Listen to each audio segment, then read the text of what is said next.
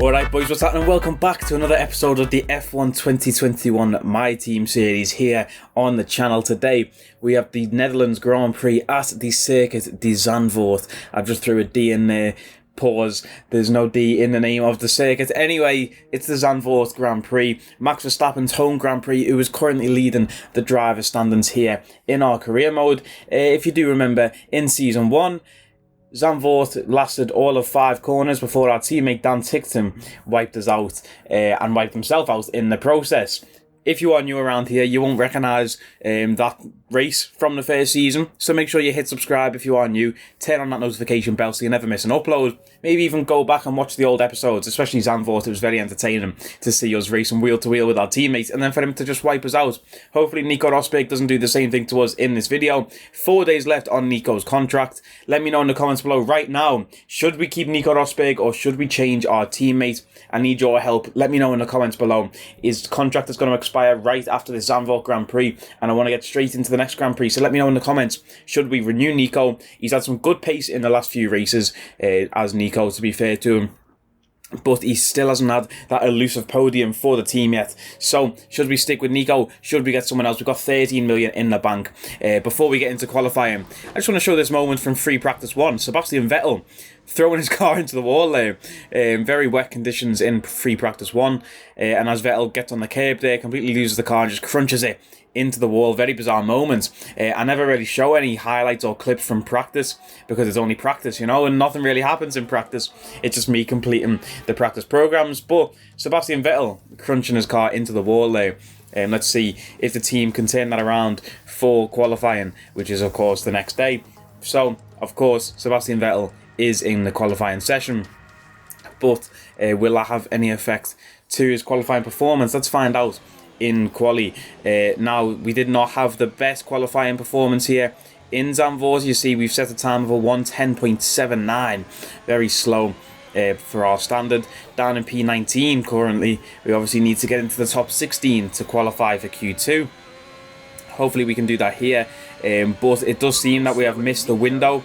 You see it's quite dull, and you know, it was very sunny and light earlier on in the session, so the track has lost a lot of temperature, so to try and set a faster lap later on in the session was very difficult as we drop it to 5th gear and head into the Cambrian left-hander. We take a tighter line through that corner. I was trying to take all weekend in the practice and in quali the same line that the drivers took in real life this year in Zandvoort, which was a very high line through that Cambrian left, but in real life I feel like the camber of the actual corner is different to the game, because the drivers were taking that high line, but on the game, if you try and take that high line, it unsettles the car so much, and you've really got to take quite a narrow line through that corner.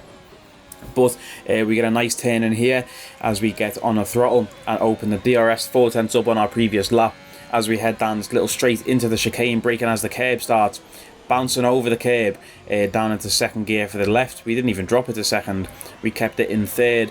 And then on the throttle again as we head into the final corner, avoiding the curb on the right because you will just spin the car as soon as you touch that, and then trying not to lose the back end here. I think I had the wrong downforce set up on, boys, to be completely honest with you. Coming through that final corner there, I was losing the rear end a lot. Could have done with some more rear downforce, but we didn't put it on, and we go up to P16. Nico Rosberg in P2 there, just 3/100ths away from Max Verstappen in P1, and we finished the session in P19, boys. So that is not good, not what you like to see. Behind Mick Schumacher's Williams, Nicholas Latifi's Alfa Romeo, and George Russell's Williams, Esteban Ocon's Alpine. You know, there's a lot of cars in front of us that we should be faster than, that we should be qualifying ahead of. So it's a stinker from us. Can we make it up in the race? Let's find out. For years, the passionate Dutch fans have been easy to find trackside at races across Europe and throughout the world. Now, at long last, they have a Grand Prix to call their own.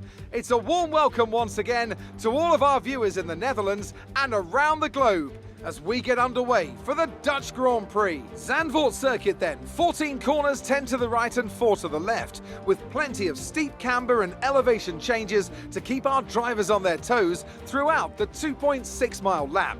And watch out for cars making use of the DRS zone into turn 1 to try and overtake.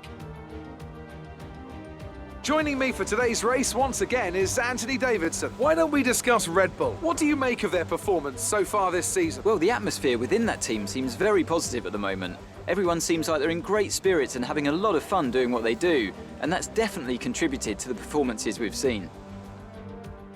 Let's run you through the driver grid order for today's exciting race. Young superstar Max Verstappen starts from pole position, and Lewis Hamilton completes the front row. Looking at the rest of today's grid, we have Bottas, Perez, Nico Rosberg and Leclerc, Sainz, Norris, Ricciardo and Pierre Gasly, Fernando Alonso, Vettel, Lance Stroll and Ocon, Russell, Latifi, Mick Schumacher, the owner driver, Giovinazzi, Tictum, Mazepin and Yuki Tsunoda. And now it's time to head down to the track. So there is Max Verstappen with pole position at his home Grand Prix. The two Mercedes and Sergio Perez making up the top four, with Nico Rosberg in P5, you know, best of the rest. Solid showing from Nico in qualifying as the red lights go out, and it is lights out and away we go in the Zandvoort Grand Prix. And Mick Schumacher gets off to a flying start on the left hand side there. George Russell squeezes us to the inside. We're going to full send it up the inside, nearly made contact with Sebastian Vettel, managed to slow down in time through turn one. The two Aston Martins in front of us now. We have Nicholas Latifi on our left. We give him space coming through this corner, heading into the camber and left.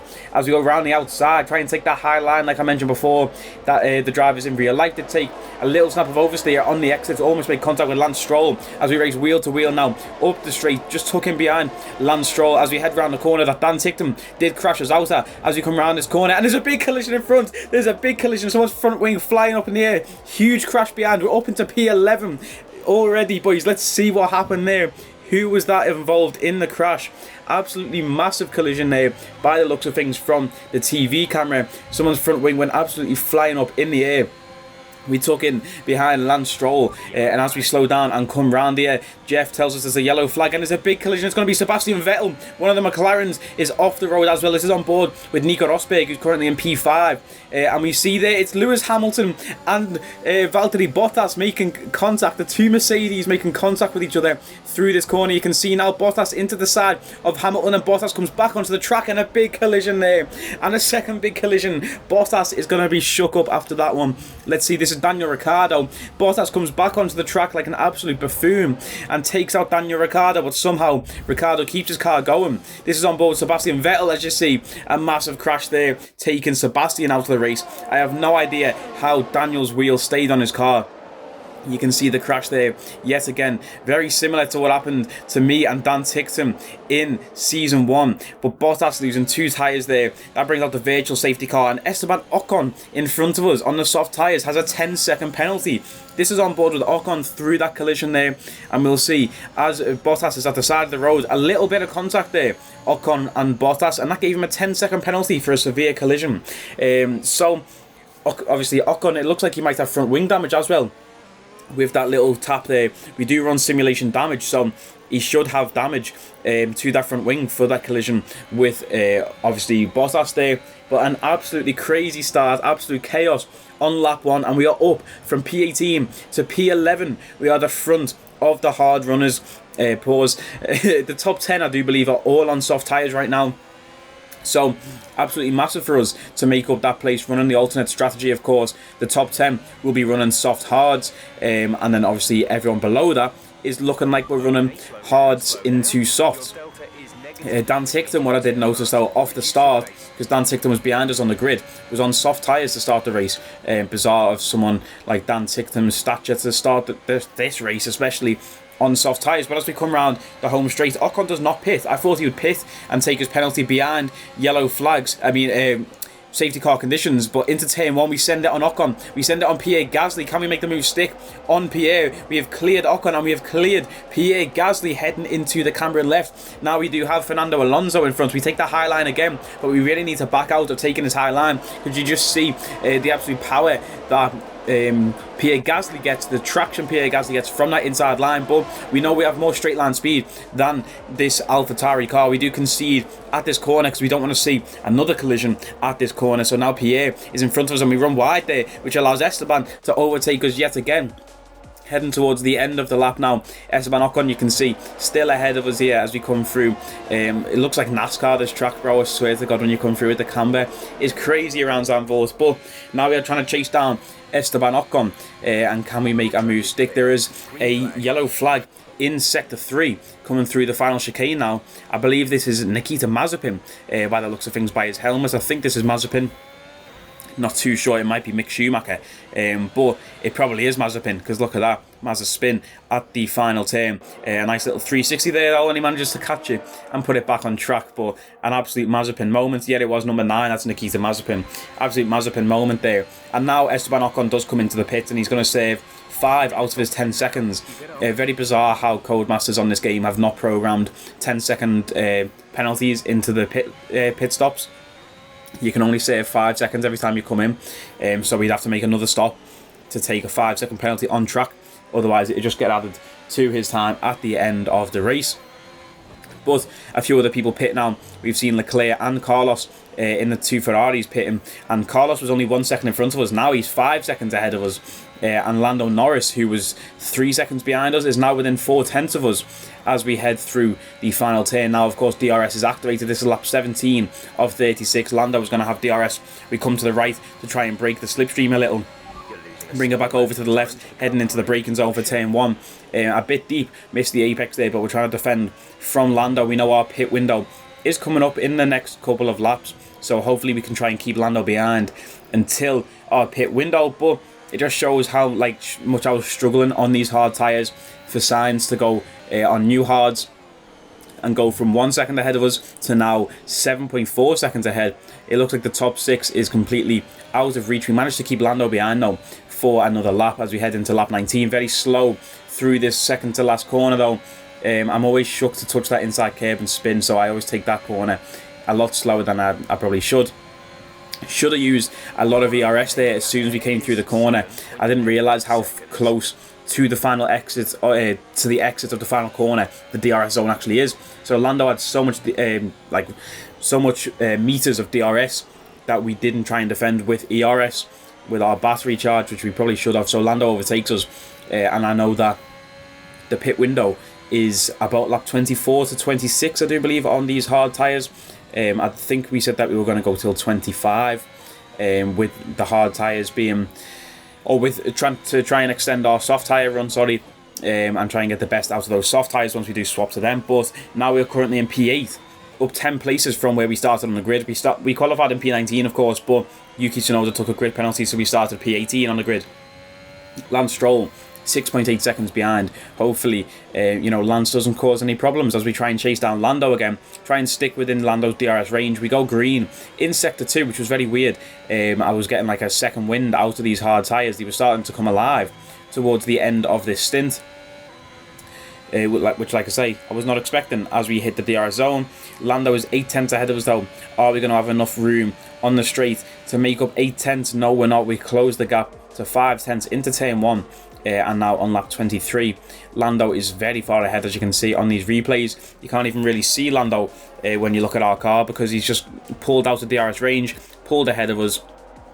Not very good. But the last 2 laps of this stint was actually my 2 fastest laps of the race on these hard tyres. It was very weird as we come through now. I'm going to box this lap because lap 22 and 23 we went green in all 3 sectors. So I thought, okay, I can push these tyres for one more lap. It seems that they've got a bit of life in them right now. And then we went on lap 24 and set red sectors all the way around the lap. Was losing time, and I thought, you know what, now's the time to come in for these soft tyres. And we've got Alonso in P9. We did have Lance Stroll, as I mentioned before, but Stroll on the same strategy as us. Stroll did box a few laps earlier. I think it was 2 laps earlier than us for soft tyres. We come in. It looks like a very quick Red Bull-esque pit stop. 2.1 seconds, solid pit stop. Let's see where we come out. Alonso has passed us. Alonso is now ahead, and Pierre Gasly is going to pass us into turn 1. But we're going to be very close to Pierre Gasly on the exit. Pierre Gasly on the hard tyres. We are on the soft tyres, of course. Another yellow flag in Sector 2, but it looks like nothing to worry about really. As we try and chase down Pierre Gasly, we're going to be a lot faster than Gasly. Our car a lot better. The tyres a lot better. but it is very difficult to overtake around Zandvoort. If you miss that chance in turn 1, then it is very difficult. But you see how slow Pierre is going on these hard tyres. You see our minimum speed there was so much higher than Pierre's through the chicane. We carried so much speed into that, and now we are going to get DRS on Pierre down the home straight. And Dan Tickton is out of the session, boys. Dan Tickton just not clicking with this track. Is the engine failure in Zandvoort? And look at the irony, boys. You remember this corner? You remember Dan Tickton at this corner from season 1? Yeah, bringing back some PTSD memories of episode 11 in season 1, where we both crashed out at that very corner. But we go purple in sector 3, showing these soft tyres coming to life. We've obviously burned off a lot of the fuel in the car, so we are going to be very quick towards the end of this stint. I love going onto soft tyres late in the race when you've burned off a lot of the fuel in the car. As you can see here, purple sector 1, green sector 2, absolutely flying. And now the gap to Gasly is 2.2 seconds behind, and the gap to Alonso in front, who was like 5-6 seconds ahead, is now 3.5 seconds, and we have 9 laps or 8 laps left now to try and close that gap to Fernando and possibly make a move into the top 8 of this race. And as you can see, lap 31 of 36, Fernando is in our sights, but we run very wide there over the curb, kicking up some dust and some grass, some dirty in the tyres. Lap 32, we'll go purple in sector 1 yet again, chasing down Fernando Alonso. A bit of oversteer as we jump on the throttle there, but we're trying to chase down Alonso. I really want to make this move happen. Lando Norris in P7 is 16 seconds ahead. Absolutely crazy to think we were battling with Lando at one point and now he's 16 seconds ahead.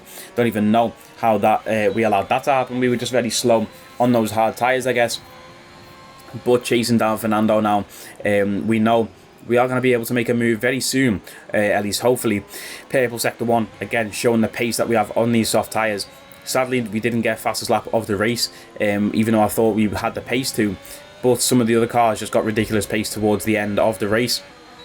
And now we're going to have DRS in the slipstream of Fernando Alonso, 5 tenths behind. Can we make a move into turn 1? Are we going to be able to do it? No, we're not. We had a little luck, but we are too far away, as Alonso has a snap of oversteer on the exit, a bit wobbly coming out of turn 1 there into turn 2. Alonso very quick compared to us. We take that tight line through the Cameron corner, the most perfect I've hit it all weekend. You see how close we stayed to the inside curb there, and we just get the best exit out into the next corner, which I take very slowly because I don't want to run wide into the gravel trap. Alonso now flying ahead, boys, and now I'm thinking to myself, 3 laps left in this race, we might not even be able to make this move on Fernando as we go wide there again on that corner. The soft tyres are starting to fall off a little. I'm starting to slide about on the track because we have pushed these tyres so hard since we did come out of the pits. We're going to have DRS down this little bit of a straight here into the chicane. We're going to completely cut the corner in the chicane. I thought we could have warned him for that, but no warning as we carry a lot of speed through the through the chicane there. Don't hate the player, hate the game. Got to do what you've got to do. And look how slow Fernando is, and I know that we're now going to have him. We are very close indeed, within 2 tenths, and we could probably pass Fernando here down the straight. We've just raw straight line speed alone because our car is so fast in a straight line, but we obviously applied DRS and ERS to make that move stick. Nice little correction there through turn 1 to avoid that curb and avoid a spin, which would have been a howler. But lap 36 of 36, we run a little bit wide. Like I say, these soft tyres were sliding about everywhere. Checkered flag is out, Max Verstappen wins the race, and Alonso tries to make a move up the inside of us. He sees a bit of space, now he's going around the outside. He's going to have DRS down this straight here. Our soft tyres absolutely done out here, sliding around everywhere. Multiple snaps of oversteer as we head through the chicane. I'm just going to take it easy and not try anything too risky, not try and push it too hard. We're going to take it slow through the next corner as well. Avoid that curb on the inside, avoid a spin, and jump on the throttle, open or apply some ERS battery charge, and we are going to cross the line in P8. And that is a solid drive from us up from P18 on the grid after a terrible qualifying session. To get into the points, I will take that all day after such a bad qualifying session. And we are going to get driver of the day. I have not said that for quite some time. Driver of the day goes to us. Maybe we should have took a grid penalty here and, you know, started from the back of the grid and maybe made our way up. But if we started from P22, I don't even think we would have made it into the points. But starting P18, had a lot of luck with that crash early on in the race, which obviously took out 2, maybe even 3 contenders who would have finished above us in Bottas, Ricciardo and Sebastian Vettel. So we had a lot of luck there. Obviously Esteban Ocon in front of us as well, getting the 10-second penalty. But we see Max Verstappen on the podium, Lewis in P2, Checo Perez in P3, the 2 Red Bull drivers on the podium, just like they were in Turkey last weekend.